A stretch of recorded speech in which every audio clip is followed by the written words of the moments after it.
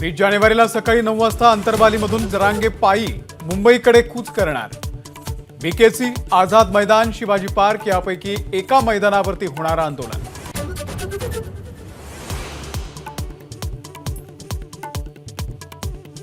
Supreme कोर्टामध्ये curative petition Maratha समाजाच्या एकजुटीमुळेच दाखल।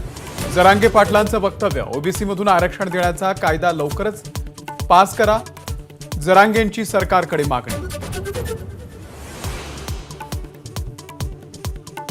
काँग्रेसच्या नागपूरमधल्या महारॅलीला सोनिया गांधी, प्रियंका गांधी अनुपस्थित राहण्याची शक्यता। काँग्रेसच्या वरिष्ठ सूत्रांची माहिती, राहुल गांधी 1 तास उशिरा येण्याची शक्यता।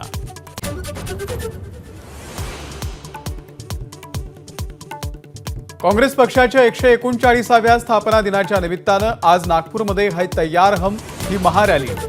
काँग्रेस 2024च्या लोकसभा निवडणुकीचं रणशिंग फुंकणार।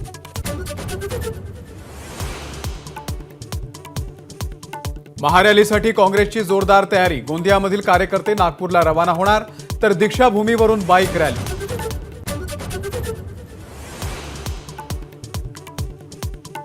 आगामी लोकसभा निवडणुकीसाठी भाजपची विशेष रणनीती। देवेंद्र फडणवीस फेब्रुवारीपासून दररोज 3 सभा घेणार। 45हून अधिक जागा जिंकण्याचा निर्धार। राम मंदिर बनलं याचा आनंद, मात्र भाजप मंदिरावरून राजकारण करते की व्यवसाय माहिती नाही। शरद पवार यांचा हल्लाबोल, आमंत्रण मिळालं नसल्याची ही माहिती। अमरावतीमध्ये शरद पवार आणि बच्चू कडू यांची भेट। शेती आणि सामाजिक विषयांवरती चर्चा झाल्याची कडूंची माहिती। शिंदेंसोबतच कायम राहणार असल्याची ही स्पष्टोक्ती। प्रॉपर्टी एजंट्सना 1 जानेवारीपासून महारेराचं प्रमाणपत्र अनिवार्य। प्रमाणपत्र न घेतल्यास कारवाई होणार।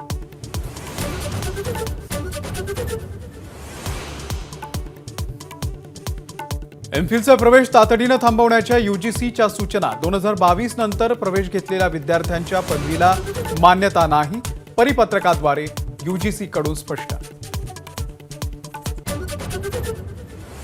शिवडी न्हावाशेवा प्रकल्पाचं 12 जानेवारीला लोकार्पण होण्याची शक्यता, तर पंतप्रधानांची वेळ मिळवण्याचा राज्य सरकारचा प्रयत्न।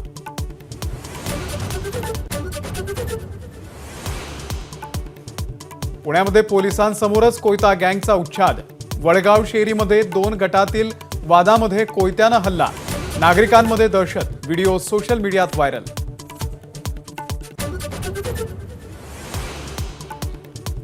मध्य प्रदेशच्या गुनामध्ये भीषण अपघात, बस आणि डंपरच्या धडकेमध्ये 12 जणांचा मृत्यू।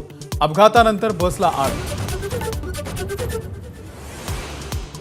कोरोनाच्या JN1 व्हेरियंटनं चिंता वाढवली। देशामध्ये JN1चे 109 रुग्ण, तर 4093 कोरोना बाधित। 24 तासात 3 मृत्यू।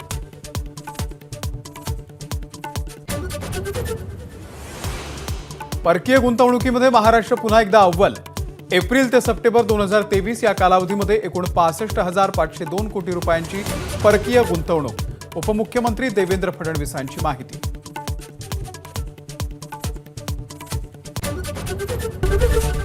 एबीपी माझा, उघडा डोळे बघा नीट।